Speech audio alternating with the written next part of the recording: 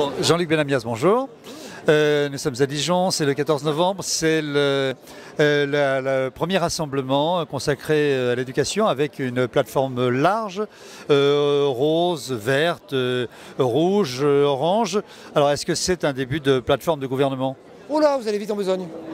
Je ne sais pas, si ça pouvait aboutir à cela, à une vraie construction sur le fond, redonnant du sens politique à la citoyenneté, à l'espoir d'une opposition démocratique réellement crédible dans l'opinion publique, ce serait vachement bien. Je crois qu'il faut du temps. On a fait ça à Marseille, on montre qu'on est capable de continuer à Dijon. Je crois qu'il y aura d'autres initiatives en janvier qui sont prévues. Regardons, on regarde quelles sont les convergences, il y en a pas mal. Sur une idée de la République commune, sur une idée, j'espère aussi européenne commune de construction. Voilà, regardons tout cela. Après, si ça aboutit à un fort mouvement démocrate, social, écolo, on met ça dans tous les sens que vous voulez, tant mieux. Regardons. Je crois qu'il y a des gens de bonne volonté dans ces affaires, hommes et femmes.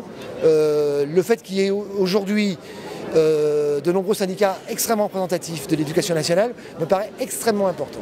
Voilà, c'est qu'on discute avec ce qu'on appelle les forces vives de la nation, qui sont autant que les partis politiques en difficulté par rapport à leur conception. Hein, comment on mobilise, comment on propose, comment on réalise. Politiquement, syndicalement, tout ça, et même de manière associative, c'est des vraies questions qui se posent. Comment on redonne de la participation citoyenne, de la volonté citoyenne par rapport à une force de proposition. Voilà, c'est Dijon est la seconde phase, je ne sais pas combien il y aura de phases, de la construction d'une opposition démocratique dans ce pays qui soit réellement crédible pour l'opinion publique. Et la phase régionale, c'est une parenthèse? Vous savez, il faudrait du temps. J'ai un avis très personnel par rapport à cela. Je pense que le fait que les forces d'opposition démocratique soient en train de partir chacun de son côté, chacune de leur côté, à ces élections, est une très très très grave erreur. Nous sommes, nous, obligés, le mouvement démocrate, faute d'avoir des perspectives réelles d'union avant le second tour, de dire que nous partirons, nous, dans toutes les régions, en autonome et en indépendant.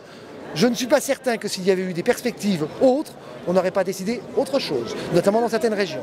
Je pense que laisser à l'UMP le fait d'être en tête partout dans les régions au premier tour, je pense que c'est une erreur extrêmement grave et qu'on risque de le payer cher. On ne discute pas à 4 ou 5 ou 6 formations un soir de premier tour. Vous savez que ce temps-là est très court, de manière légitime, de manière publique, compréhensible par l'opinion publique, notamment de ceux qui veulent voir des forces d'opposition démocratique garder un certain nombre de régions.